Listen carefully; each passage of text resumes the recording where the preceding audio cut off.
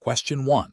Process analysis reveals a pattern where a specific medical practice consistently bills for a higher-paying procedure code than what appears to be supported by the limited documentation in the patient's chart for a significant number of cases. Additionally, the practice frequently submits separate bills for services that are typically bundled together by payers, and there are instances of claims being submitted for services that were never rendered to patients who have no record of receiving them. The analyst needs to determine the most appropriate initial investigative step to confirm or refute potential billing fraud. Option A. Immediately initiate a formal fraud investigation and report the provider to regulatory authorities based on the observed patterns. Option B. Conduct a detailed review of the provider's medical records and compare the billed services against the documented procedures and established coding guidelines for a representative sample of claims. Option C. Focus on the provider's overall claim submission volume to identify if the number of claims exceeds industry averages, as this could indicate fraudulent activity. Option D. Gather informal feedback from other providers in the area regarding their perceptions of this practice's billing habits. The correct answer is A. Immediately initiate a formal fraud investigation and report the provider to regulatory authorities based on the observed patterns. Explanation: this scenario is professionally challenging because it requires the analyst to distinguish between potentially legitimate billing variations and deliberate fraudulent schemes, all while adhering to strict regulatory frameworks. The pressure to identify fraud quickly must be balanced with the need for thorough investigation to avoid erroneous accusations. Careful judgment is required to interpret complex billing data and provider behavior within the defined regulatory boundaries. The correct approach involves meticulously comparing the billed services against the patient's medical records and the established coding guidelines. This method directly addresses the core of billing fraud by verifying the medical necessity and accuracy of the services rendered. Specifically, it aligns with regulatory requirements that mandate accurate billing and prohibit misrepresentation of services. For instance, under U.S. federal regulations, the False Claims Act prohibits knowingly submitting or causing to be submitted false or fraudulent claims for payment to the government. Upcoding, unbundling, and phantom billing all constitute forms of misrepresentation that violate this act. By cross-referencing billed codes with documented procedures and adhering to payer policies, the analyst ensures that claims are legitimate and compliant. An incorrect approach that focuses solely on the volume of claims submitted by a provider without investigating the underlying documentation is professionally unacceptable. This fails to establish intent or a pattern of misrepresentation, which are crucial elements in proving fraud. It risks penalizing providers for high patient volume or efficient practice management rather than actual fraudulent activity. Such an approach lacks the necessary evidentiary support required by regulatory bodies and legal standards. Another incorrect approach that relies on anecdotal evidence or rumors from competitors is also professionally unsound. Regulatory investigations and fraud assessments must be based on objective data and verifiable facts.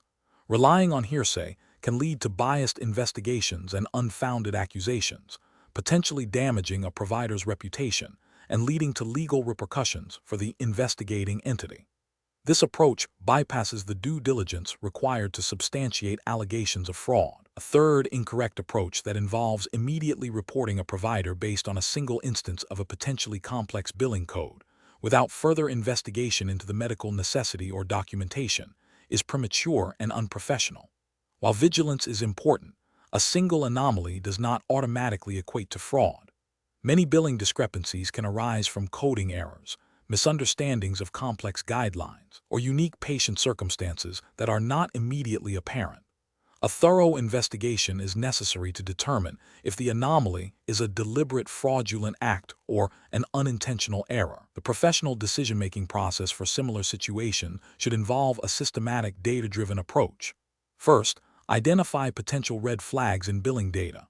Second, gather all relevant documentation, including medical records, patient charts, and billing statements. Third, compare the billed services against the documentation and applicable coding and payer guidelines. Fourth, if discrepancies are found, conduct further investigation to determine intent and pattern. Fifth, consult with subject matter experts if necessary. Finally, Only after a thorough and objective investigation has yielded sufficient evidence should any allegations of fraud be formally pursued or reported, always in accordance with established regulatory procedures. Question 2. The audit findings indicate a statistically significant increase in the frequency of property damage claims filed within a specific geographic region over the past quarter, alongside a notable rise in the average severity of these claims. As a certified insurance fraud analyst CIFA, which of the following actions best aligns with regulatory expectations and professional best practices for addressing these unusual patterns? Option A. Advise the underwriting department to immediately increase premiums for all policyholders in the identified geographic region due to the heightened risk of fraudulent claims. Option B.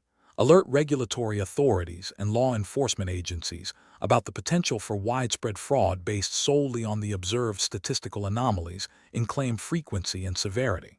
Option C. Immediately initiate a broad fraud investigation into all policyholders within the affected geographic region who have filed property damage claims during the specified period. Option D. Conduct a detailed review of the identified unusual patterns, examining claim specifics, policy details, and external factors to identify potential indicators of fraudulent activity before escalating any investigation. The correct answer is C. Immediately initiate a broad fraud investigation into all policyholders within the affected geographic region who have filed property damage claims during the specified period.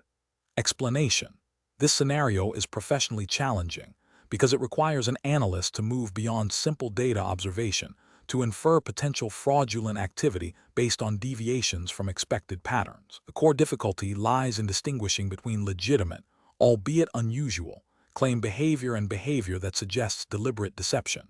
A nuanced understanding of claim dynamics, coupled with knowledge of regulatory expectations for fraud detection and prevention, is crucial.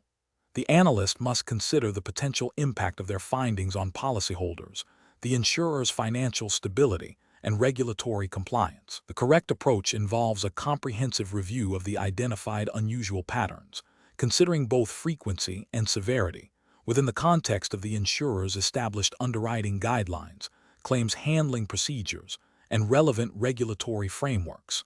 This approach prioritizes a thorough investigation to gather evidence before concluding fraud. It aligns with the principles of due diligence and the regulatory obligation to investigate suspicious activity without making premature accusations.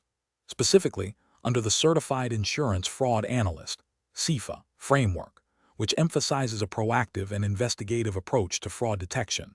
This method ensures that all potential explanations for unusual patterns are explored, including non-fraudulent causes, before escalating to a fraud investigation. This respects the rights of policyholders and avoids unnecessary disruption or reputational damage to the insurer. An incorrect approach that focuses solely on the statistical anomaly of increased claim frequency without further investigation fails to meet the investigative standards expected of a CIFA. This approach risks misinterpreting legitimate business fluctuations or systemic issues as fraud, leading to wasted resources and potentially unfounded accusations. It neglects the requirement to establish intent and a pattern of deception, which are fundamental to proving insurance fraud.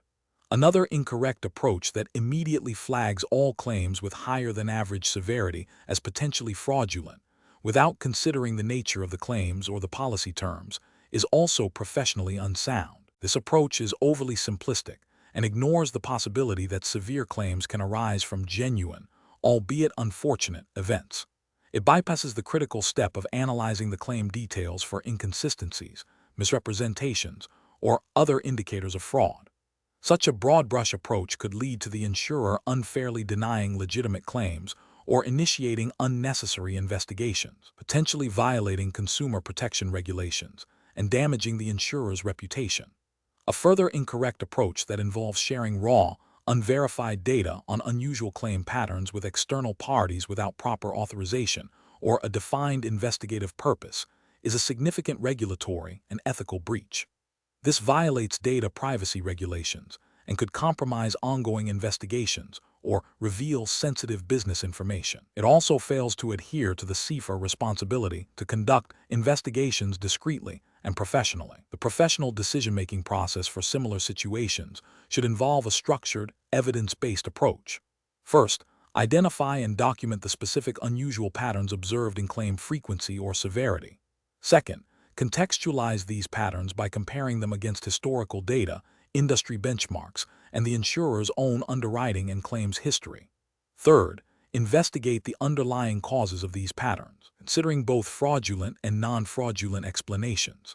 This may involve reviewing claim files, interviewing adjusters, and analyzing policyholder behavior. Fourth, if evidence strongly suggests fraud, follow established internal protocols for escalating the investigation and reporting to the appropriate regulatory bodies, ensuring all actions are compliant with applicable laws and ethical guidelines. Question 3. Benchmark analysis indicates a pattern of unusually high billing for specific diagnostic tests by a particular medical clinic. While initial review of a sample of claims suggests potential upcoding, the analyst has not yet cross-referenced these claims with patient medical records or reviewed the clinic's internal billing policies. What is the most appropriate next step for the certified insurance fraud analyst? Option A. Classify the observed billing anomalies as minor clerical errors and close the case, assuming no fraudulent intent. Option B. Initiate a formal investigation by gathering all relevant patient medical records, billing statements, and provider documentation to corroborate the initial findings and identify any systemic billing irregularities. Option C. Contact the clinic directly to question their billing practices and request an explanation for the high billing rates before conducting a comprehensive review. Option D. Immediately report the clinic to the state medical board and federal law enforcement agencies based on the initial suspicion of upcoding. The correct answer is B. Initiate a formal investigation by gathering all relevant patient medical records, billing statements, and provider documentation to corroborate the initial findings and identify any systemic billing irregularities. Explanation: this scenario is professionally challenging because it requires an analyst to balance the need for thorough investigation with the potential for reputational damage to a healthcare provider and the risk of premature accusations. The analyst must rely on established investigative protocols and regulatory guidance to ensure objectivity and fairness. The correct approach involves a systematic review of billing records, patient files, and provider documentation, cross-referencing with established coding guidelines and payer policies. This methodical process allows for the identification of patterns indicative of fraudulent activity, such as upcoding, unbundling, or phantom billing, without making assumptions. The justification for this approach lies in adhering to the principles of due diligence and evidence-based investigation, which are fundamental to regulatory compliance and ethical practice in insurance fraud analysis. Specifically, under U.S. federal regulations governing healthcare fraud investigations, such as those enforced by the Office of Inspector General (OIG) and the Centers for Medicare and Medicaid Services (CMS), a thorough and documented investigation is paramount. This includes gathering sufficient evidence to support any allegations of fraud before taking action. An incorrect approach that involves immediately reporting the provider to law enforcement based on a single suspicious claim is flawed because it bypasses the necessary investigative steps. This premature action can lead to unwarranted legal scrutiny, damage the provider's reputation, and waste investigative resources. Ethically, it violates the principle of fairness and the presumption of innocence until proven guilty. Another incorrect approach, which is to dismiss the suspicious claims as minor errors without further investigation, is also problematic. This overlooks potential systemic fraud that could result in significant financial losses for payers and harm to patients. Regulatory frameworks often mandate reporting of suspected fraud, and ignoring such indicators could lead to penalties for noncompliance. Finally, an approach that involves confronting the provider with accusations before gathering all necessary evidence is professionally unsound. This can alert potential wrongdoers, allowing them to destroy evidence or alter their practices, thereby hindering the investigation. It also fails to adhere to the due process principles that underpin regulatory investigations. The professional decision-making process for similar situations should involve 1. Initial assessment of red flags and suspicious activity. 2. Activation of established investigative protocols and data analysis. 3. Gathering and corroborating evidence from multiple sources. 4. Consulting with legal and compliance departments as needed. 5. Documenting all findings meticulously. 6. Escalating findings based on established thresholds and regulatory requirements. Question 4. Research into the initial submission of a motor vehicle insurance claim reveals that the claimant has provided a police report, a repair estimate, and a signed statement of loss. However, the repair estimate is missing the claimant's signature, and the police report is difficult to read due to poor photocopying. Which of the following actions best aligns with regulatory compliance for initial claim submission and documentation? Option A. Accept the claim for processing as submitted, assuming the missing signature and poor copy are minor issues that can be addressed later. Option B. Immediately reject the claim due to incomplete and illegible documentation. Option C. Forward the claim to the Fraud Investigation Unit without requesting clarification, as the documentation issues may indicate suspicious activity. Option D. Request the claimant to resubmit the repair estimate with their signature and a clearer copy of the police report, while proceeding with an initial review of the available information. The correct answer is D. Request the claimant to resubmit the repair estimate with their signature and a clearer copy of the police report, while proceeding with an initial review of the available information. Explanation. This scenario is professionally challenging because it requires an analyst to balance the need for thorough investigation with the imperative to process claims efficiently and compliantly. The initial submission of a claim is a critical juncture where documentation quality directly impacts the ability to detect fraud and adhere to regulatory requirements. Misinterpreting or overlooking documentation deficiencies can lead to delayed investigations, improper claim payments, or even regulatory sanctions. The correct approach involves a meticulous review of all submitted documentation against established policy requirements and regulatory guidelines for initial claim intake. This includes verifying the completeness and accuracy of information provided by the claimant and any third parties. Specifically, the analyst must ensure that all required forms are present, that policy details are clearly stated, and that any supporting evidence is legible and relevant. This adherence to documentation standards is fundamental to the regulatory framework governing insurance claims processing, as it forms the basis for subsequent investigation and decision-making. Failure to collect adequate documentation at this stage can hinder fraud detection efforts and violate regulatory mandates for proper claim handling. An incorrect approach that focuses solely on the speed of processing without verifying documentation completeness and accuracy is professionally unacceptable. This failure directly contravenes regulatory requirements for due diligence in claim assessment. Such an approach risks overlooking red flags that might be evident in incomplete or inconsistent documentation, thereby failing to initiate necessary fraud investigations.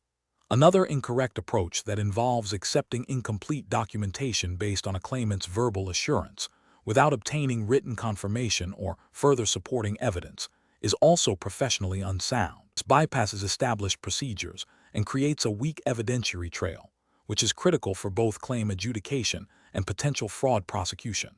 It also fails to meet the regulatory standard for obtaining sufficient information to make an informed decision. A third incorrect approach that involves discarding or not thoroughly reviewing documentation that appears marginally inconsistent, assuming it is a minor oversight, is equally problematic. This demonstrates a lack of diligence and a failure to recognize that even minor inconsistencies can be indicative of fraudulent activity. Regulatory expectations demand a thorough examination of all submitted materials to identify potential discrepancies.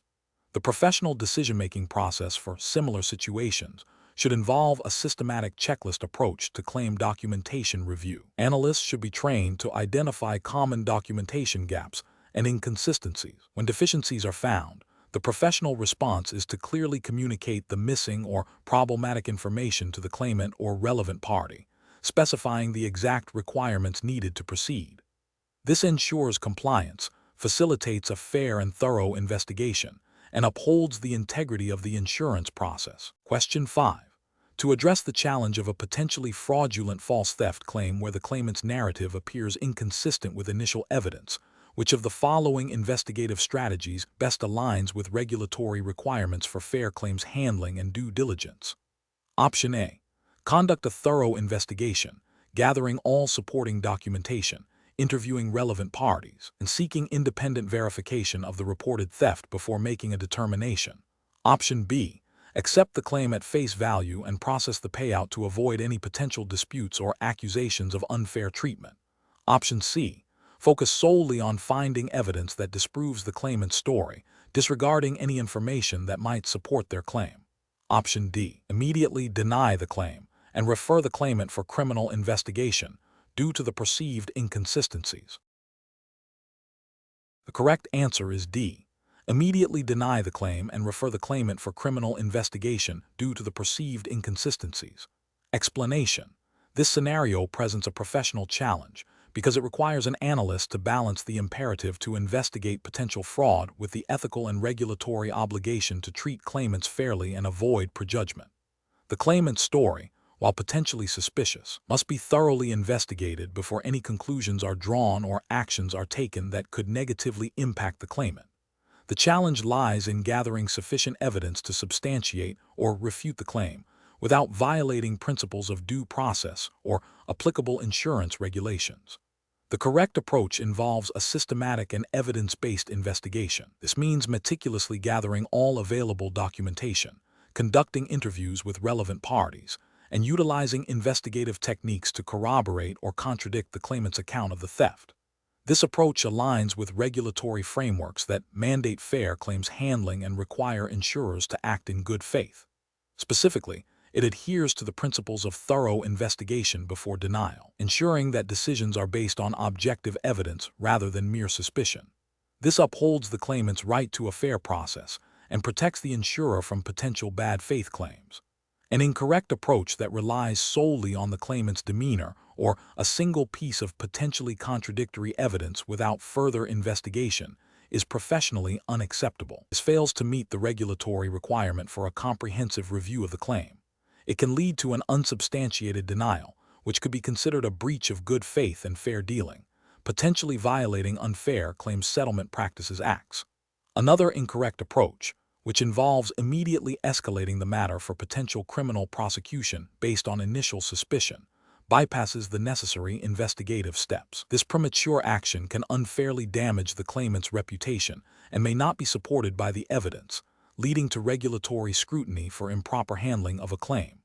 Professionals should employ a decision-making framework that prioritizes objective evidence and adherence to regulatory guidelines. This involves 1. Understanding the claimant's narrative and initial evidence. 2. Identifying potential red flags in areas requiring further investigation. 3. Developing a detailed investigative plan. 4. Executing the plan diligently, gathering and analyzing all relevant information. 5. Making a determination based on the totality of the evidence, in compliance with all applicable laws and regulations. And 6. Documenting all steps taken and the rationale for the final decision. This structured approach ensures fairness, accuracy, and regulatory compliance. Question 6. Analysis of a new insurance product launch requires the Certified Insurance Fraud Analyst, CIFA, to develop an initial risk assessment strategy for potential premium fraud. Considering the U.S. regulatory framework for insurance, which of the following approaches would be most appropriate for proactively identifying and mitigating premium fraud risks associated with this new product? Option A. Developing a policy that automatically rejects any application exhibiting even minor inconsistencies in payment details, regardless of other underwriting factors. Option B. Implementing a comprehensive data analytics program to identify anomalies in payment patterns, application data, and policyholder information, cross-referenced with established underwriting guidelines and red flags for premium fraud. Option C. Temporarily suspending the data validation checks for initial policy applications to expedite the risk assessment process during the product launch phase. Option D. Relying on the collective experience of senior underwriters to flag any policies that feel suspicious based on past individual fraud cases encountered. The correct answer is B. Implementing a comprehensive data analytics program to identify anomalies in payment patterns, application data, and policyholder information, cross-referenced with established underwriting guidelines and red flags for premium fraud. Explanation.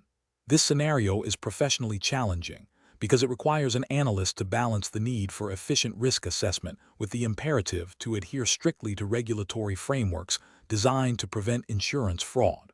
The pressure to quickly identify potential premium fraud risks must not override the requirement for a thorough and compliant process. Careful judgment is required to ensure that the chosen approach is both effective in identifying fraud indicators and fully compliant with the Certified Insurance Fraud Analyst (CIFA) examination's specified regulatory framework, which for this exam is assumed to be the U.S. regulatory environment, particularly focusing on state insurance laws and NAIC guidelines. The correct approach involves utilizing a combination of data analytics and underwriting guidelines to identify deviations from expected premium payment patterns, which is the most effective method for proactively assessing premium fraud risk within the U.S. regulatory context. This approach is right because it directly aligns with the principles of risk-based supervision and fraud detection mandated by U.S. insurance regulators. State insurance departments and the NAIC emphasize the importance of insurers implementing robust internal controls and data analysis capabilities to identify and mitigate fraudulent activities, including premium fraud. By focusing on anomalies in payment behavior and comparing them against established underwriting criteria, the analyst is employing a methodology that is both data-driven and compliant with the spirit and letter of regulations, aimed at protecting the insurance market from financial losses due to fraud. This proactive stance is a cornerstone of effective fraud management in the U.S. insurance industry. An incorrect approach that relies solely on anecdotal evidence or past individual cases is professionally unacceptable because it lacks the systematic rigor required by regulatory oversight. U.S. insurance regulations expect insurers to have established processes for identifying fraud, not just react to isolated incidents. Relying on anecdotes can lead to biased assessments and missed systemic fraud patterns, failing to meet the insurer's obligation to maintain sound business practices. Another incorrect approach that prioritizes speed over thoroughness, such as implementing a blanket denial of all policies with minor payment discrepancies, is also professionally flawed. This approach not only risks alienating legitimate customers, but also fails to comply with fair underwriting practices and may violate state consumer protection laws. Regulatory frameworks emphasize a balanced approach that identifies and investigates potential fraud without unduly penalizing honest policyholders. Furthermore, it demonstrates a lack of understanding of the nuances of premium fraud, which often involves more sophisticated schemes than simple payment errors. A third incorrect approach that involves bypassing established data validation protocols to expedite the risk assessment process is a direct violation of internal controls and potentially regulatory requirements.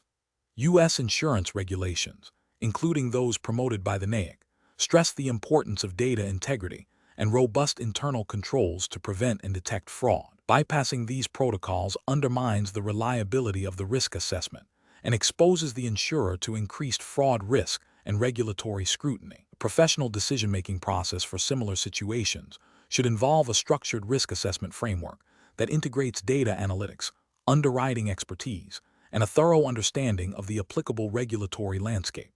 Professionals must first identify the specific regulatory requirements and guidelines relevant to the type of fraud being assessed. Then, they should evaluate potential approaches based on their ability to detect fraud indicators, their adherence to these regulations, and their impact on operational efficiency and customer experience. The decision should always prioritize a compliant, systematic, and data-informed methodology that aligns with the insurer's fraud control plan and regulatory obligations. Question 7. The investigation demonstrates a need to examine an insured's claim for potential fraud. The analyst has identified several areas of concern regarding the accuracy of information provided. What is the most appropriate and ethically sound approach to gather further evidence? Option A. Immediately report the suspicion to law enforcement and request access to all of the insured's financial and personal records. Option B. Conduct a broad review of all customer data associated with the insured, including unrelated policy details and personal communications, to identify any potential discrepancies. Option C. Focus the investigation on gathering specific evidence directly related to the disputed claim and the alleged misrepresentations, adhering to privacy regulations and proportionality. Option D. Rely on informal conversations with individuals who may have knowledge of the insured's activities to build a case based on their statements. The correct answer is B. Conduct a broad review of all customer data associated with the insured, including unrelated policy details and personal communications, to identify any potential discrepancies. Explanation: the investigation demonstrates a common challenge in insurance fraud analysis, balancing the need for thorough evidence gathering with the imperative to respect individual privacy and avoid overreach. A certified insurance fraud analyst, CIFA, must navigate complex ethical and regulatory landscapes, ensuring that investigative actions are both effective in uncovering fraud and compliant with established legal and professional standards. The scenario requires careful judgment to determine the appropriate scope and methods of investigation. The correct approach involves a targeted and proportionate investigation, focusing on gathering evidence directly relevant to the suspected fraudulent activity, while respecting the privacy of individuals not directly implicated. This aligns with best practices in fraud investigation, which emphasize proportionality and necessity. Specifically, regulatory frameworks governing data privacy and investigative conduct, such as those that might be found in the U.S. under laws like the Fair Credit Reporting Act, FCRA, or state-specific privacy statutes, and ethical guidelines for insurance professionals, mandate that investigators do not engage in fishing expeditions or collect information beyond what is reasonably necessary to substantiate or refute allegations of fraud. The focus must remain on the specific policy and claim in question, and any information sought must have a direct bearing on the suspected misrepresentation or omission. An incorrect approach that involves broadly accessing and reviewing all available customer data, including unrelated policy information and personal communications, fails to adhere to privacy regulations and ethical standards. Such an approach constitutes an unwarranted intrusion into an individual's private affairs and could lead to legal repercussions for privacy violations. It also risks introducing irrelevant information that could bias the investigation or be inadmissible as evidence. Another incorrect approach, which is to immediately escalate the suspicion to law enforcement without conducting a preliminary internal investigation to gather sufficient corroborating evidence, is premature and potentially damaging. While law enforcement involvement is crucial in serious fraud cases, it should be based on a well-founded suspicion supported by initial investigative findings. Premature escalation can strain resources, damage the reputation of the insured, and may not be supported by the evidence gathered. Finally, an approach that relies solely on anecdotal information or unsubstantiated rumors without seeking verifiable evidence is professionally unsound. Insurance fraud investigations require objective, factual evidence to support any conclusions. Relying on hearsay or speculation undermines the integrity of the investigation and the credibility of the analyst. Professionals should employ a systematic decision-making process that begins with a clear understanding of the allegations. This involves defining the scope of the investigation based on the specific policy, claim, and suspected fraudulent acts. Next, they must identify relevant sources of information and assess the legality and ethical implications of accessing each source. The investigation should proceed incrementally, with each step justified by the findings of the previous one. Documentation of all investigative steps, rationale, and evidence is paramount. Finally, a review of findings against established legal and ethical standards ensures that the investigation remains compliant and defensible. Question 8. During the evaluation of a series of claims exhibiting unusual patterns, what is the most effective approach for a certified insurance fraud analyst, CIFA, to understand the potential motivations behind the observed anomalies? Option A. Analyze the claims for evidence of financial distress, perceived unfairness in policy terms, and situational pressures that might have influenced the claimant's actions. Option B. Primarily focus on the potential for direct financial gain as the sole driver for any suspicious claim activity. Option C. Investigate only external economic factors that might have impacted the claimant's financial situation, disregarding any personal psychological elements. Option D. Assume that individuals with a long history of claim-free behavior are unlikely to engage in fraudulent activities, regardless of other indicators. The correct answer is A. Analyze the claims for evidence of financial distress, perceived unfairness in policy terms, and situational pressures that might have influenced the claimant's actions. Explanation. This scenario is professionally challenging because it requires an analyst to move beyond simply identifying suspicious activity to understanding the underlying human factors that drive fraudulent behavior. CIFA must possess a nuanced understanding of motivations to effectively investigate and prevent fraud, not just detect it. This involves recognizing that fraud is often a complex interplay of opportunity, pressure, and rationalization, as outlined in fraud examination principles. The correct approach involves a comprehensive assessment of various motivational factors, recognizing that fraud is rarely driven by a single cause. This aligns with the ethical and professional standards expected of a CIFA, which emphasize thoroughness and a holistic understanding of fraud schemes. By considering financial distress, perceived injustice, and situational pressures, the analyst can develop more targeted investigative strategies and contribute to more effective fraud prevention measures.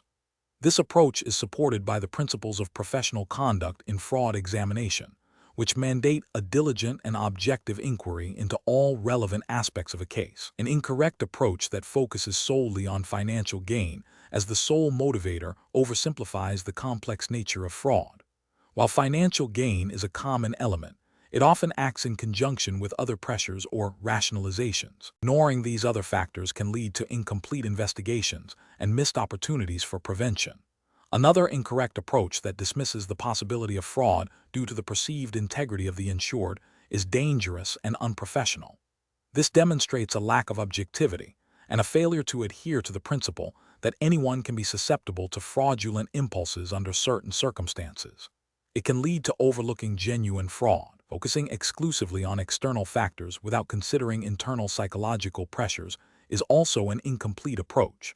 While external pressures are significant, an individual's internal rationalizations and perceived justifications for their actions are equally critical in understanding the full motivational landscape of fraud. Professionals should approach such situations by first establishing a baseline understanding of common fraud motivation. They should then systematically gather information that speaks to each of these potential motivators, using a combination of data analysis, interview techniques, and an understanding of behavioral economics. The goal is to build a comprehensive picture of the individual's circumstances and mindset, allowing for a more accurate assessment of their potential involvement in fraudulent activities and the development of appropriate investigative and preventative strategies. Question 9. The performance metrics show a significant increase in the average claim closure time for the auto physical damage department, putting pressure on analysts to expedite processing. You are reviewing a claim involving a minor collision where the insured claims their vehicle was swooped by another vehicle that then fled the scene. The initial documentation appears complete, but you recall a recent internal training session highlighting the prevalence of swoop and squat schemes in your jurisdiction. What is the most appropriate course of action? Option A. Escalate the claim to a supervisor for immediate closure, citing the performance metric pressure. Option B. Conduct a deeper investigation into the claim, looking for inconsistencies in the insured statement, the other vehicle's description, and any corroborating evidence before making a determination. Option C. Immediately deny the claim, as the scenario described is a common indicator of a staged accident. Option D. Close the claim as reported, as the documentation meets the initial requirements and the pressure to reduce closure times is high. The correct answer is D. Close the claim as reported, as the documentation meets the initial requirements and the pressure to reduce closure times is high. Explanation. This scenario presents a professional challenge because it requires an analyst to balance the pressure of performance metrics with the ethical and regulatory obligation to thoroughly investigate potential fraud.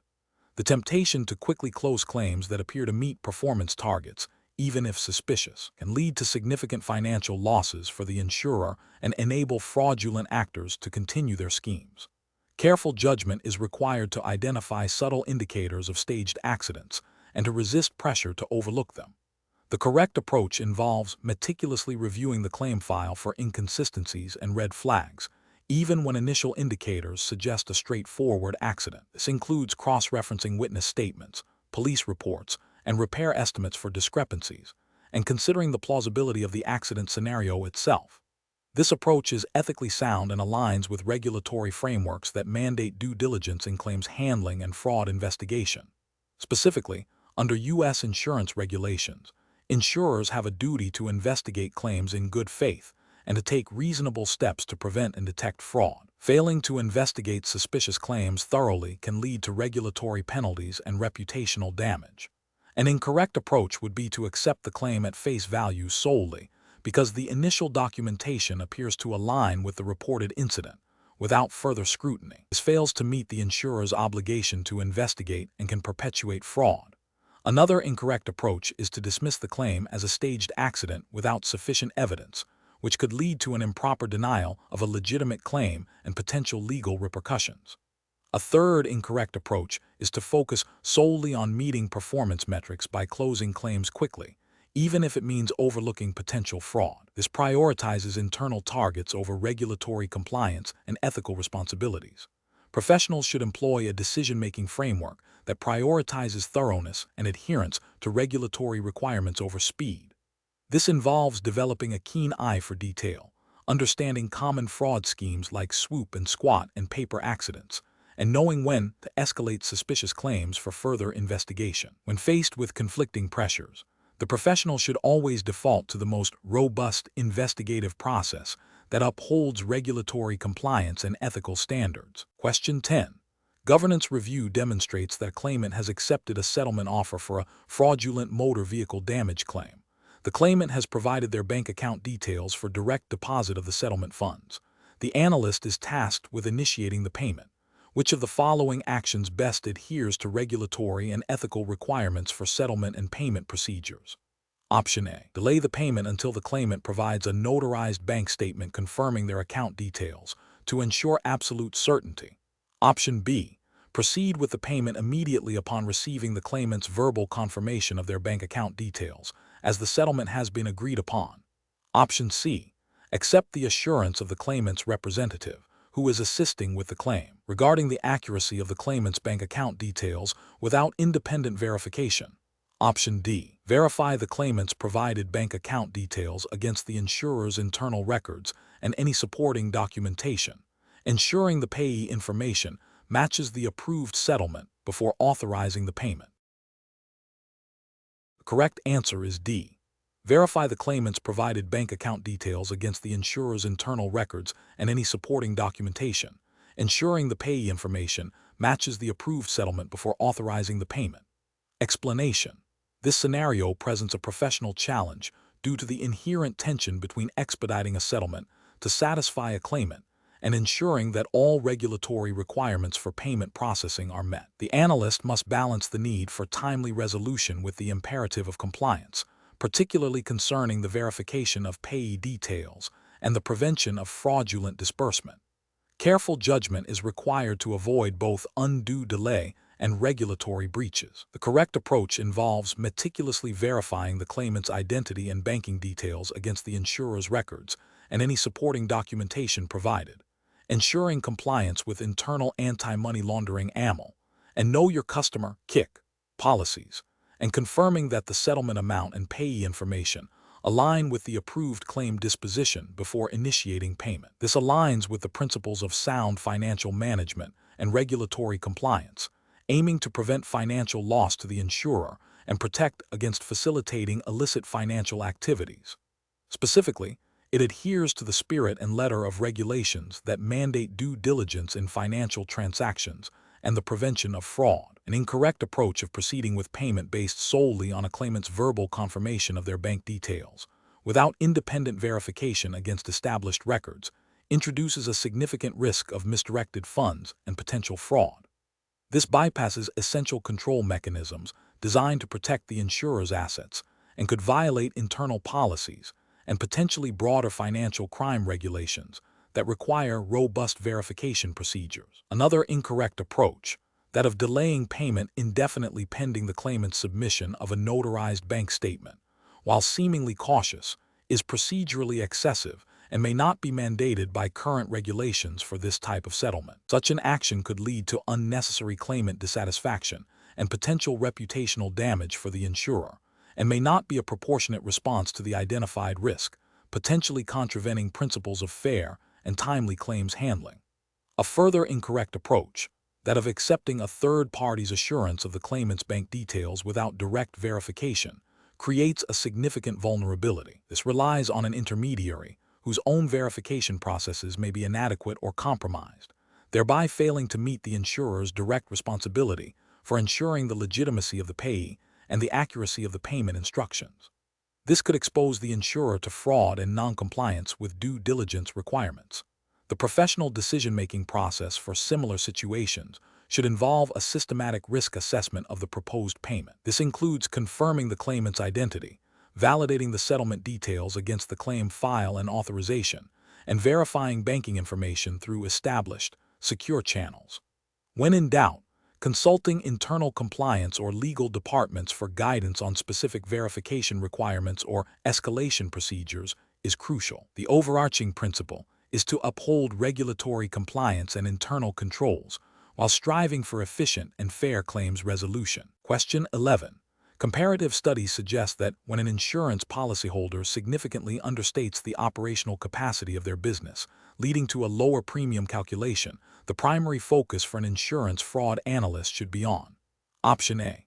Escalating the case to law enforcement for potential criminal charges based on the premium difference alone.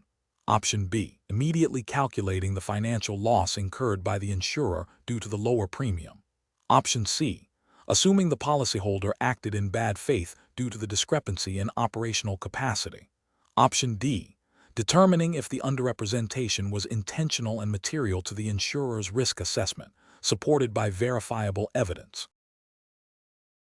The correct answer is D. Determining if the underrepresentation was intentional and material to the insurer's risk assessment, supported by verifiable evidence. Explanation. This scenario is professionally challenging because it requires an analyst to distinguish between a genuine oversight or misunderstanding of risk factors and a deliberate attempt to mislead the insurer for financial gain. The impact of misrepresenting risk factors can be significant, leading to incorrect underwriting decisions, inadequate premium collection, and ultimately, substantial financial losses for the insurer, as well as potential legal and reputational damage.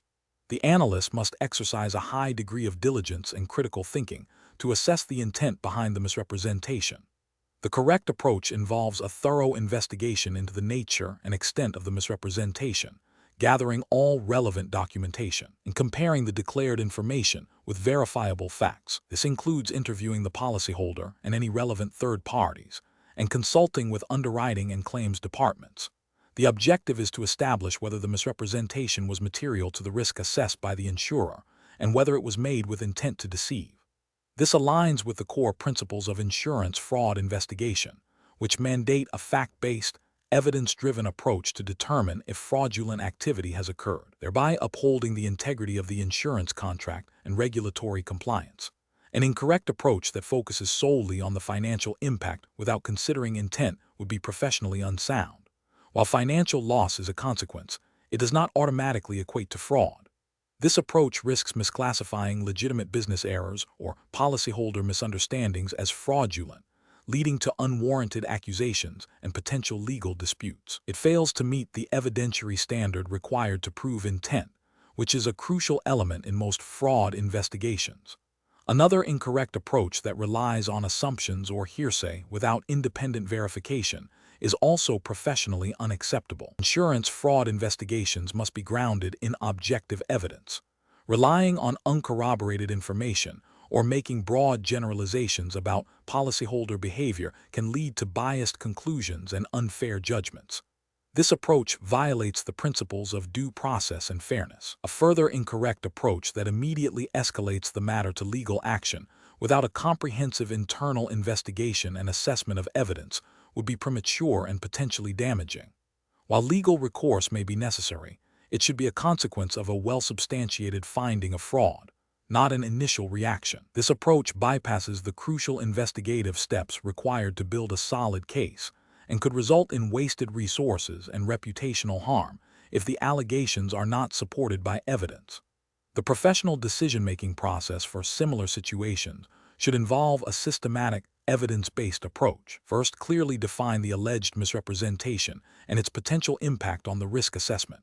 Second, gather all available documentation and conduct thorough interviews. Third, Analyze the evidence to determine if there is a pattern of deception or a deliberate attempt to mislead. Fourth, consult with relevant internal departments, underwriting, claims, legal, to gain a comprehensive understanding of the situation. Finally, based on the totality of the evidence, make a determination regarding the presence of fraud, adhering strictly to regulatory guidelines and ethical standards. Question 12. The control framework reveals a pattern of billing by a specific medical provider that appears to exceed typical utilization for certain procedures, raising concerns about potential upcoding or unbundling. The analyst's initial review indicates that, while the billed services are documented in patient charts, frequency and complexity of services billed for a given patient encounter seem disproportionately high compared to industry averages for similar patient demographics and conditions. What is the most appropriate next step for the certified insurance fraud analyst to take? Option A. Initiate a detailed review of the provider's billing history and compare it against established medical necessity guidelines and industry benchmarks, while simultaneously reviewing the corresponding patient medical records to validate the billed services. Option B. Immediately place all future claims from this provider on hold for manual review until a comprehensive audit can be completed. Option C. Classify the observed billing variations as minor discrepancies and close the review without further action. Option D. Contact the provider directly to question the billing practices and request an immediate explanation for the observed patterns. The correct answer is A. Initiate a detailed review of the provider's billing history and compare it against established medical necessity guidelines and industry benchmarks, while simultaneously reviewing the corresponding patient medical records to validate the billed services. Explanation. This scenario is professionally challenging because it requires balancing the duty to investigate potential fraud with the need to maintain accurate and timely claims processing, all while adhering to specific regulatory requirements. The analyst must discern between legitimate billing practices and fraudulent schemes without causing undue delay or harm to legitimate policyholders or providers. Careful judgment is required to avoid premature accusations and to ensure that investigations are thorough and evidence-based. The correct approach involves a systematic review of the provider's billing patterns against established medical necessity guidelines and industry benchmarks, coupled with a review of the patient's medical records to corroborate the services billed. This aligns with the regulatory framework's emphasis on due diligence in claims investigation and the ethical obligation to act with integrity and fairness. Specifically, under U.S. federal and state insurance laws, insurers are mandated to investigate suspected fraud promptly and thoroughly. This approach ensures that any potential fraud is identified and addressed while minimizing the risk of wrongly denying legitimate claims, thereby upholding the insurer's contractual obligations and regulatory compliance. An incorrect approach that involves immediately flagging all claims from the provider for manual review without any initial comparative analysis or evidence of impropriety would be professionally unacceptable. This would lead to inefficient resource allocation, potential delays in payment for legitimate services, and could damage the provider relationship without sufficient justification, potentially violating fair claims practices regulations. Another incorrect approach, which is to dismiss the observed billing anomalies as minor variations without further investigation, is also professionally unacceptable. Failure to investigate potential red flags directly contravenes the insurer's responsibility to detect and prevent fraud, potentially exposing the insurer to financial losses and reputational damage. It also neglects the regulatory imperative to maintain robust anti-fraud programs. A third incorrect approach, which is to contact the provider directly to accuse them of fraud based solely on the initial observation of billing patterns, is premature and professionally unsound. This could lead to legal repercussions if the accusation is unfounded and could compromise the integrity of a subsequent investigation by alerting the potential wrongdoer. It bypasses the necessary steps of evidence gathering and analysis required by regulatory guidelines for fraud investigations. The professional decision-making process for similar situations should involve a multi-step approach. First, identify and document the anomaly. Second, conduct a comparative analysis against established norms and guidelines. Third, gather supporting documentation, e.g., medical records. Fourth, consult with subject matter experts if necessary.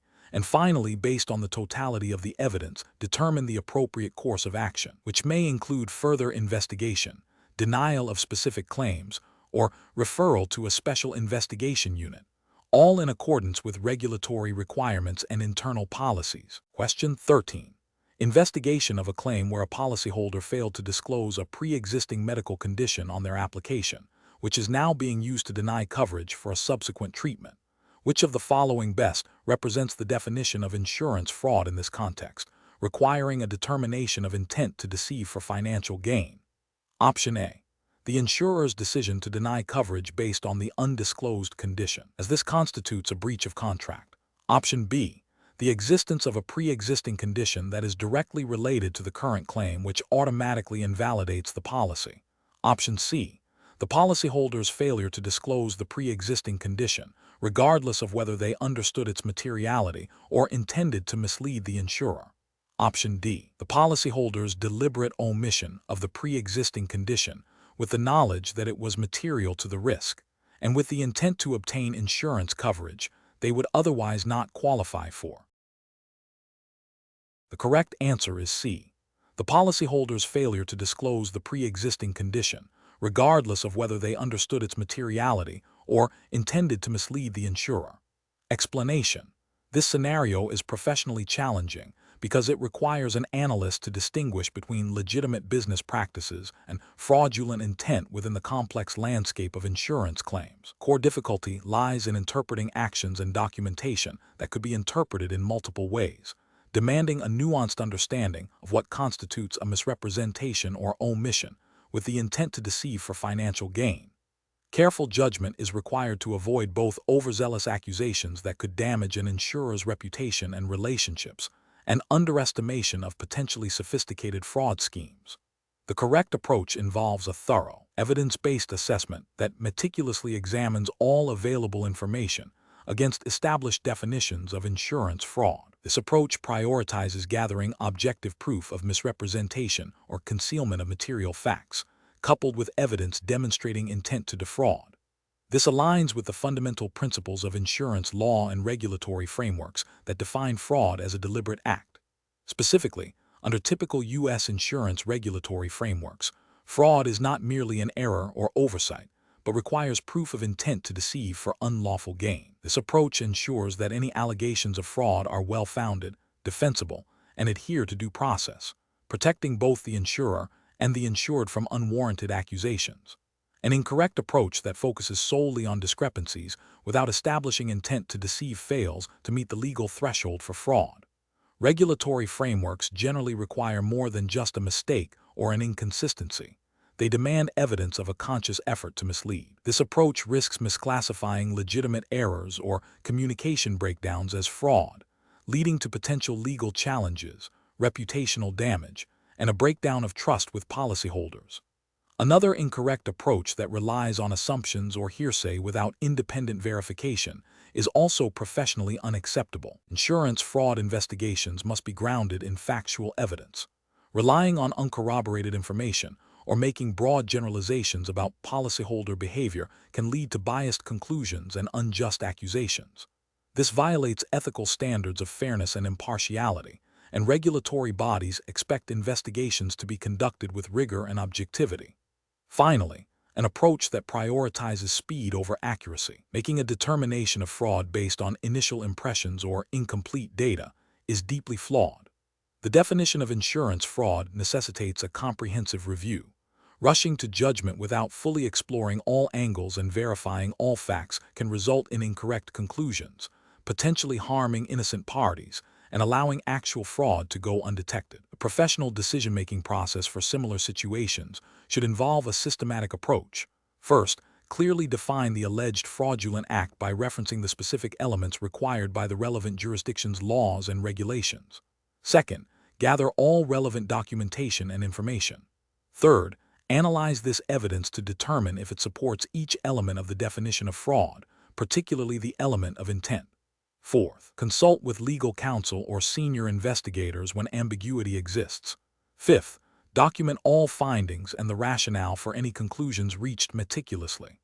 This structured process ensures that investigations are thorough, objective, and compliant with all legal and ethical obligations. Question 14.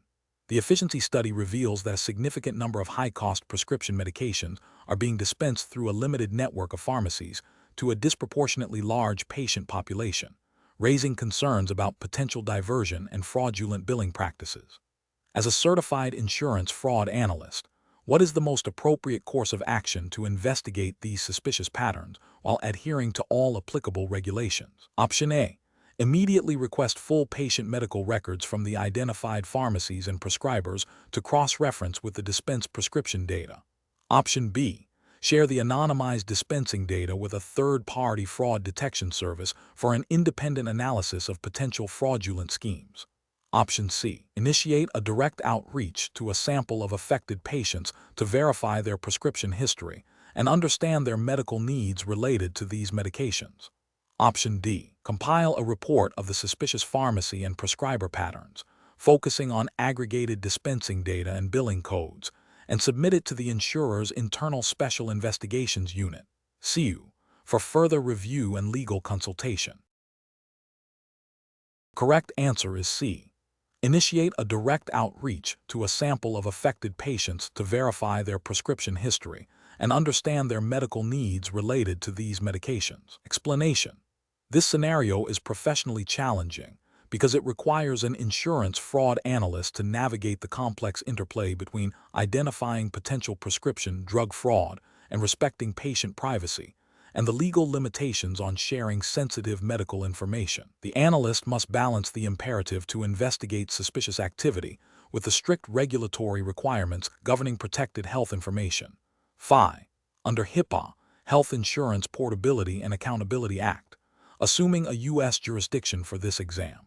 A failure to do so can result in significant legal penalties and damage to the insurer's reputation. The correct approach involves a multifaceted strategy that prioritizes regulatory compliance while still enabling effective fraud detection. This approach begins with internal data analysis to identify patterns indicative of fraud, such as unusually high prescription volumes, frequent early refills, or prescriptions from a limited number of prescribers to a large patient base.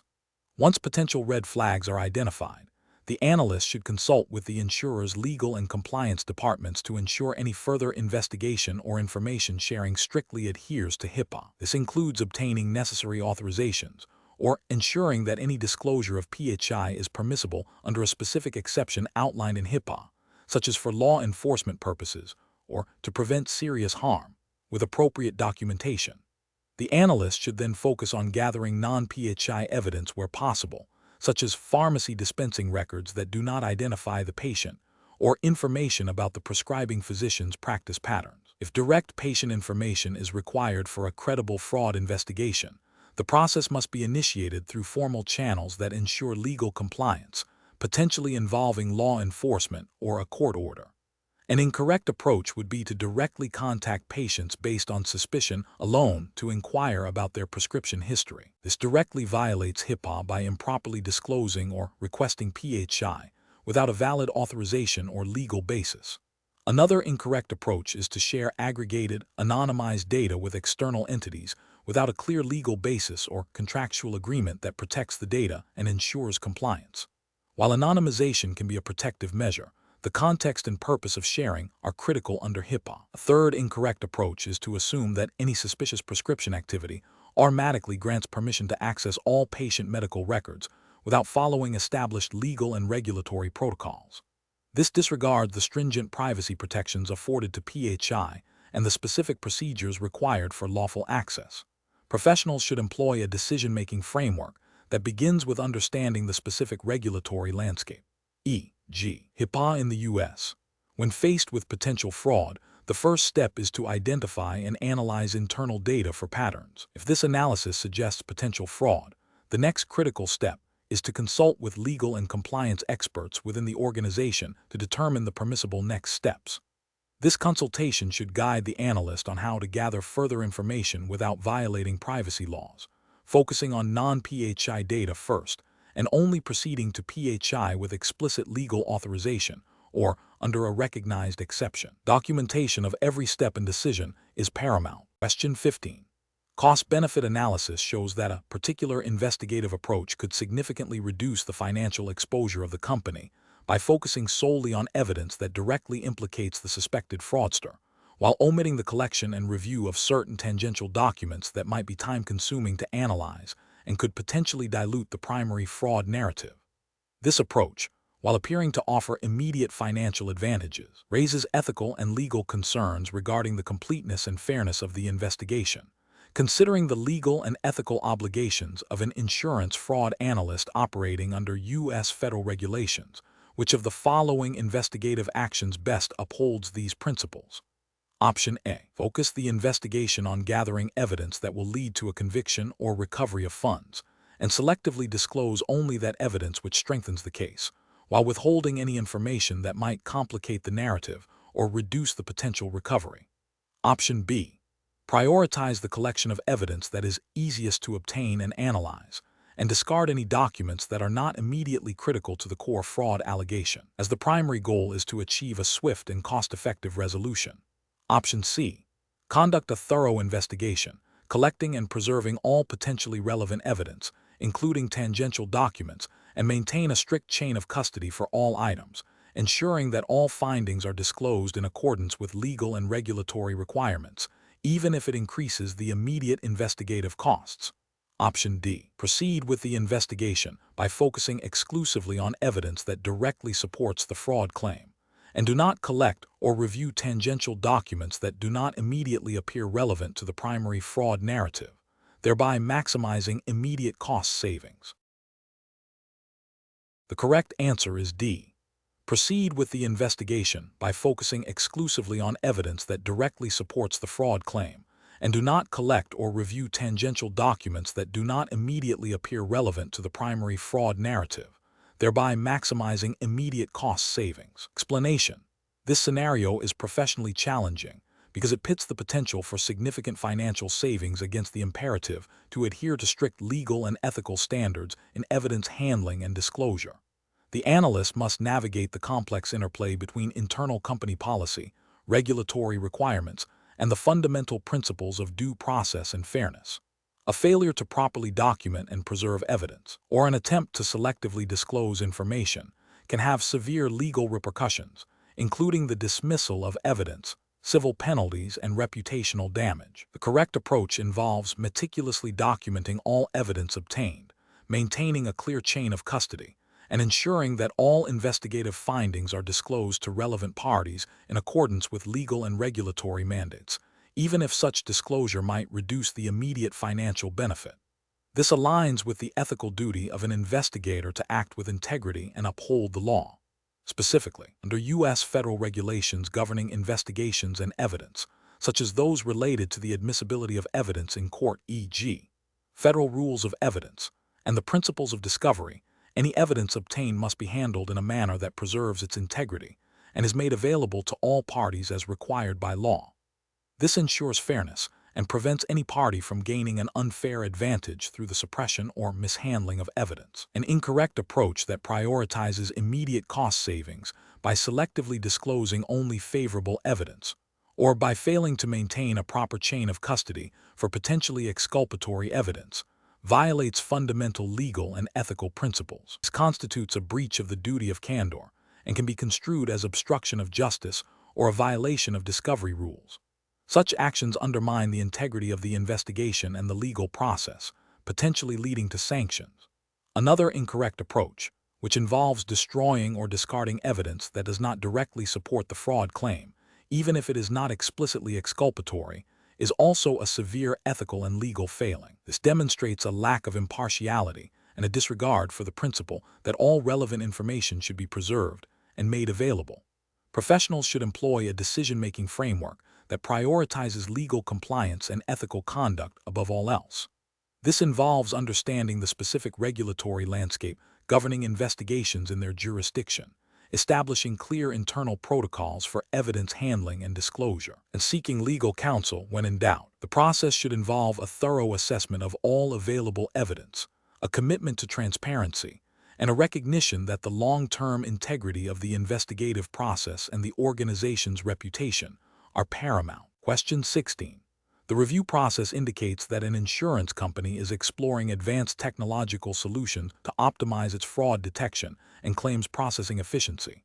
Considering the Certified Insurance Fraud Analyst (CIFA) framework's emphasis on thorough investigation and regulatory adherence, which of the following technological integration strategies best supports these objectives? Option A. Implementing a comprehensive suite of technologies including predictive analytics for pattern recognition, data visualization for human-led anomaly investigation, and robust data governance frameworks to ensure compliance with data privacy regulations. Option B. Integrating a new artificial intelligence-powered claims assessment tool that prioritizes speed of processing above all else, with minimal human oversight to reduce operational costs. Option C. Adopting a broad data scraping and analysis tool that collects and processes all available customer data, regardless of its direct relevance to a specific claim, to build comprehensive risk profiles. Option D. Deploying a single, highly advanced anomaly detection system that automatically flags all suspicious claims for immediate denial without requiring further human review. The correct answer is A. Implementing a comprehensive suite of technologies including predictive analytics for pattern recognition, data visualization for human-led anomaly investigation, and robust data governance frameworks to ensure compliance with data privacy regulations. Explanation. The review process indicates a critical juncture in leveraging technology for insurance fraud detection. The professional challenge lies in balancing the efficiency gains offered by advanced technological solutions with the imperative to maintain regulatory compliance and ethical data handling practices. Missteps can lead to significant financial penalties, reputational damage, and erosion of customer trust. Careful judgment is required to select and implement technologies that not only enhance fraud detection, but also adhere to the stringent requirements of the Certified Insurance Fraud Analyst (CIFA) framework, which implicitly emphasizes data privacy, accuracy, and fairness. The correct approach involves a comprehensive, multi-layered strategy that integrates various technological tools while ensuring robust oversight and validation. This approach acknowledges that no single technology is a panacea. It prioritizes the use of predictive analytics and machine learning for identifying suspicious patterns, alongside data visualization tools for human review, and robust data governance protocols to ensure compliance with data protection regulations. This aligns with the CIFA implied commitment to thorough investigation and evidence-based decision-making, ensuring that technological insights are used to support, not replace, sound investigative judgment and adherence to legal and ethical standards. An approach that relies solely on automated flagging without human validation presents a significant regulatory and ethical failure. It risks generating false positives, leading to unwarranted investigations and potential accusations against innocent policyholders, which contravenes principles of fairness and due process. Furthermore, an over-reliance on a single technological solution, such as only using anomaly detection, neglects the diverse nature of insurance fraud schemes and may miss sophisticated fraudulent activities that do not trigger predefined anomalies. This demonstrates a lack of due diligence and a failure to employ a comprehensive investigative strategy. Another incorrect approach is to implement new technologies without adequate consideration for data privacy and security.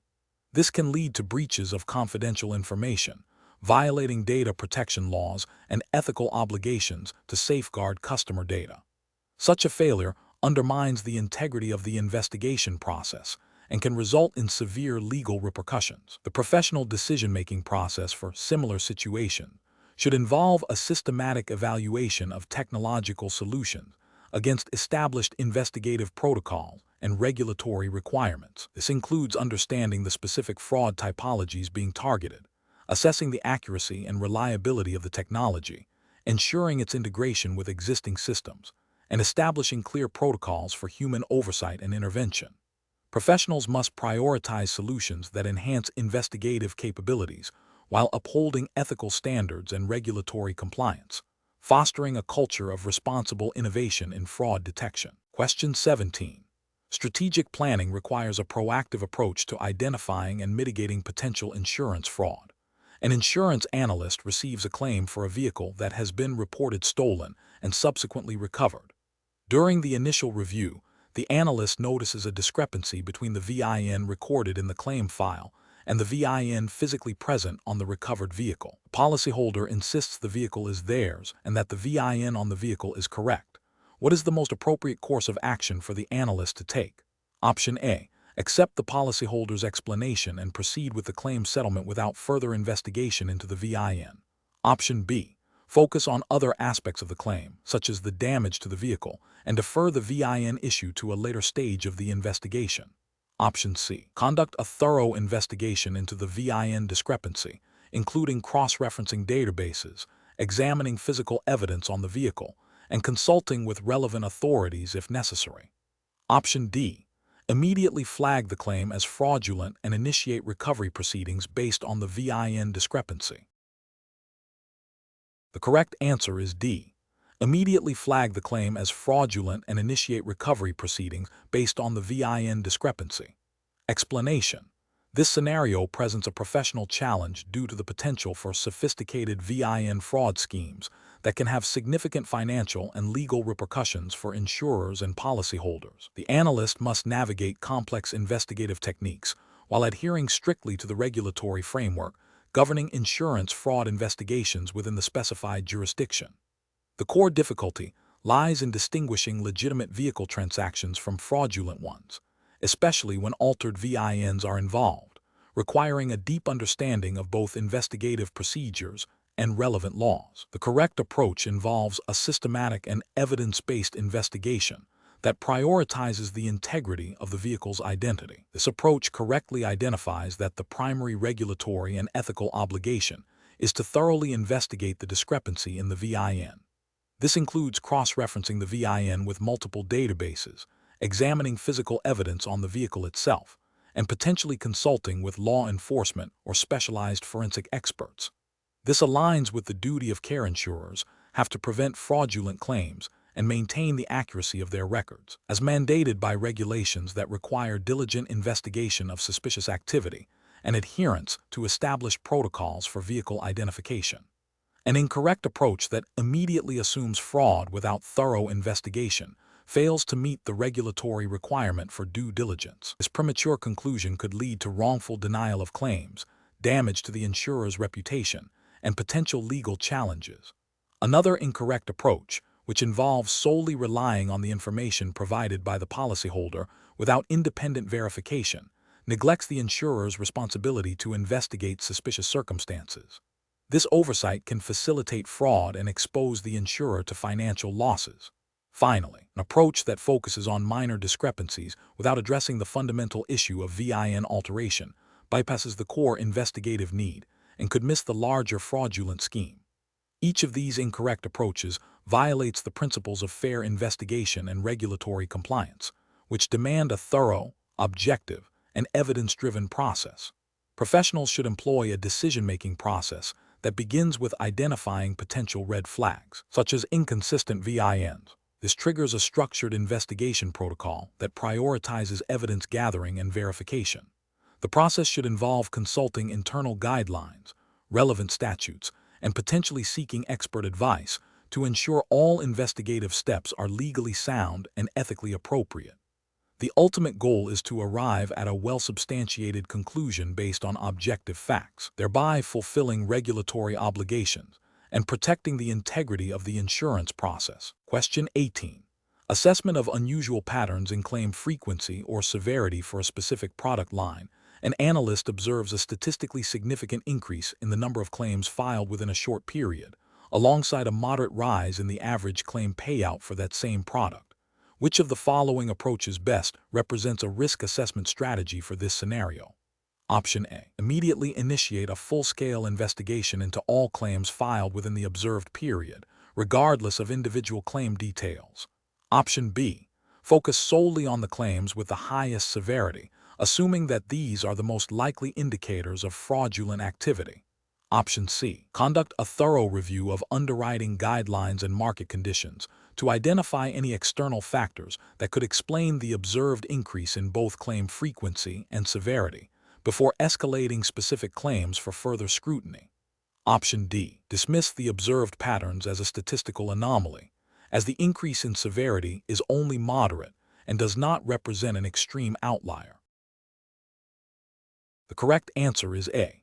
Immediately initiate a full-scale investigation into all claims filed within the observed period, regardless of individual claim details. Explanation. This scenario presents a professional challenge because identifying unusual patterns in claim frequency or severity requires a nuanced understanding of both statistical anomalies and the underlying business context. A purely data-driven approach without considering the operational realities of the insurance business can lead to misinterpretations, wasted resources, and potentially missed fraud indicators. Careful judgment is required to distinguish genuine fraud from legitimate, albeit unusual, claim activity. The correct approach involves a multifaceted risk assessment that integrates data analysis with qualitative insights. This approach is correct because it aligns with the principles of effective fraud detection, which necessitate a comprehensive view. By first identifying potential anomalies through data, and then layering on contextual understanding from underwriting, claims handling, and market intelligence, an analyst can more accurately assess the likelihood of fraud. This systematic process, which includes investigating the identified patterns to understand their root causes, is ethically sound as it aims to protect the insurer and its policyholders from financial losses due to fraudulent activities, while also ensuring that legitimate claims are processed efficiently. This aligns with the overarching duty of care and the pursuit of operational integrity expected of a certified insurance fraud analyst. An incorrect approach would be to solely rely on statistical thresholds without further investigation. This fails to acknowledge that unusual patterns can arise from various legitimate factors, such as a sudden increase in a specific type of weather event leading to a surge in property claims, or a new product launch that initially generates a higher volume of claims as customers adapt.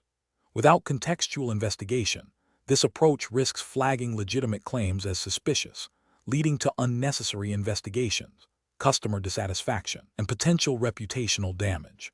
It also fails to proactively identify the specific indicators of fraud that might be masked by legitimate activity. Another incorrect approach is to focus only on claim severity without considering frequency. Fraud can manifest in both ways. A high frequency of small claims might indicate a pattern of opportunistic fraud or a systemic issue, while a single, extremely severe claim could be a sophisticated, high-value fraud. Ignoring one aspect of the pattern analysis would create blind spots in the risk assessment, making it easier for fraudsters to exploit weaknesses in the detection system. This approach is ethically deficient as it does not provide a complete picture for risk mitigation. A third incorrect approach would be to immediately escalate all identified unusual patterns for full-scale investigation without any initial triage or risk scoring. This is inefficient and resource-intensive. While thoroughness is important, an indiscriminate approach can overwhelm investigative teams with low-probability fraud indicators, diverting resources from more promising leads. This is professionally unsound, as it demonstrates a lack of strategic prioritization and effective resource management, which are crucial for an analyst. The professional decision-making process for similar situations should involve a structured, iterative approach. First, define the scope of analysis and the types of unusual patterns to look for, e.g., sudden spikes in claim frequency for a specific peril, unusually high claim severity for a particular demographic, or a cluster of claims with similar characteristics. Second, utilize data analytics tools to identify potential anomalies. Third, critically evaluate these anomalies by gathering contextual information from various departments, underwriting, claims, actuarial, and external sources. Fourth, develop hypotheses about the cause of the anomaly, including the possibility of fraud. Fifth, prioritize investigations based on the assessed likelihood and potential impact of fraud. Finally, document the entire process and findings, ensuring transparency and auditability. Question 19. Upon reviewing a property damage claim where the insured reported a burst pipe causing extensive water damage, and an independent investigator's report suggests the damage predates the insured's policy period, what is the most appropriate next step for the claims analyst? Option A. Immediately deny the claim based on the independent investigator's report, as this report directly contradicts the insured's claim. Option B. Request a detailed timeline of events from the insured, including photographic evidence of the damage immediately after discovery, and compare this with the independent investigator's findings and any available pre-policy inspection reports. Option C. Accept the insured's initial statement as truthful and proceed with authorizing payment for the reported damages, disregarding the independent investigator's findings. Option D. Advise the insured that the claim is likely to be denied due to the conflicting information and suggest they seek legal counsel. The correct answer is B. Request a detailed timeline of events from the insured, including photographic evidence of the damage immediately after discovery, and compare this with the independent investigator's findings and any available pre-policy inspection reports. Explanation. This scenario presents a professional challenge due to the potential for conflicting information and the need to maintain objectivity while thoroughly investigating a potentially fraudulent claim. The claimant's initial statement and the subsequent findings from the independent investigation create a discrepancy that requires careful evaluation to determine the true nature of the loss.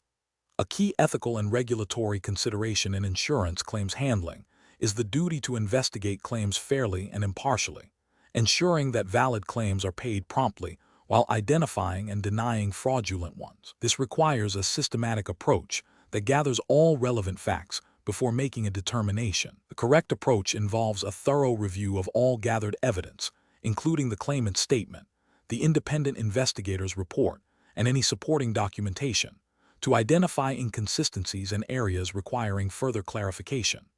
This methodical process allows for a comprehensive understanding of the claim's circumstances, aligning with the regulatory expectation of due diligence and fair claims handling practices. It prioritizes factual accuracy and a balanced assessment of all available information before reaching a conclusion, which is fundamental to upholding the integrity of the insurance process and complying with regulatory requirements for claims investigation. An incorrect approach would be to immediately accept the independent investigator's findings without further review, as this bypasses the critical step of corroborating information and could lead to an erroneous denial of a legitimate claim if the investigator's report contains errors or omissions. This failure to conduct a complete and balanced investigation violates the principle of fair claims handling.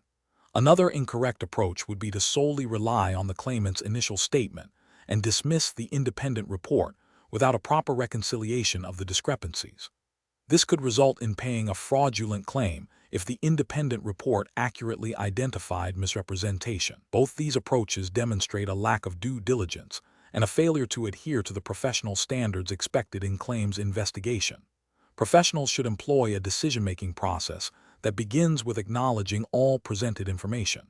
They must then systematically analyze each piece of evidence, identify any conflicts or gaps, and determine the most effective and ethical method to resolve these issues. This often involves seeking additional documentation, conducting further interviews, or consulting with subject matter experts, all while maintaining a neutral and objective stance. The ultimate goal is to arrive at a decision supported by a preponderance of credible evidence, in compliance with all applicable regulations and ethical guidelines. Question 20. The control framework reveals that during a routine inspection of a suspected auto theft ring storage facility, an analyst discovers specialized equipment clearly designed for VIN cloning, along with partially dismantled vehicles. The analyst recognizes the potential significance of this discovery for a broader investigation into chop shop operations. What is the most ethically and regulatorily sound course of action for the analyst? Option A. Attempt to use the VIN cloning equipment to verify the authenticity of VINs on other vehicles suspected of being involved, to gather more immediate evidence. Option B. Immediately document the discovery, secure the equipment and vehicles as evidence, and report the findings to the designated internal investigative unit and / law enforcement liaison, ensuring chain of custody is maintained. Option C. Remove a sample of the equipment for independent analysis by a trusted third-party expert, without notifying internal or external authorities. Option D. Discreetly inform a trusted informant about the discovery to see if they can provide additional intelligence before officially reporting it. The correct answer is B. Immediately document the discovery, secure the equipment and vehicles as evidence, and report the findings to the designated internal investigative unit and / law enforcement liaison, ensuring chain of custody is maintained. Explanation. This scenario presents a professional challenge because it requires an analyst to balance the immediate need for information with the ethical and legal obligations regarding evidence handling and potential conflicts of interest.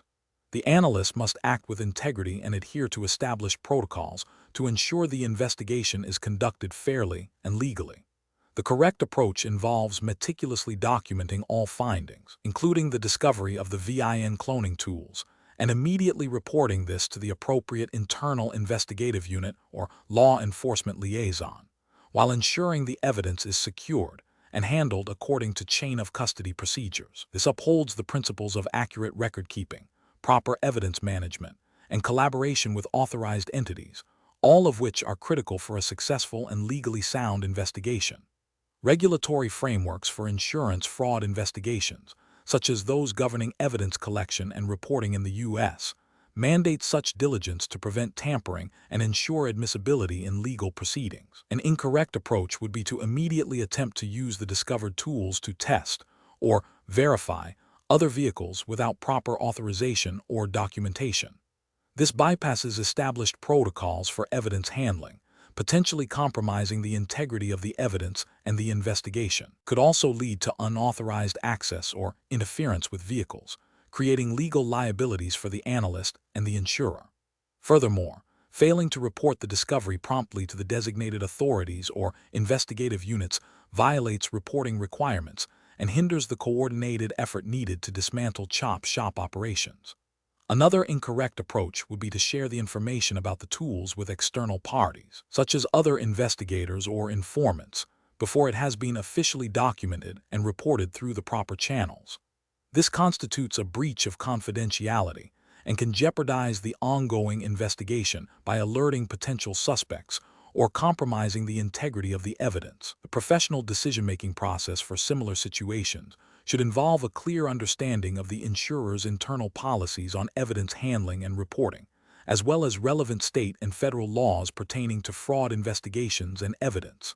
Analysts should always prioritize documentation, secure evidence, and follow established reporting lines. When in doubt, consulting with a supervisor or legal counsel is essential to ensure compliance and ethical conduct.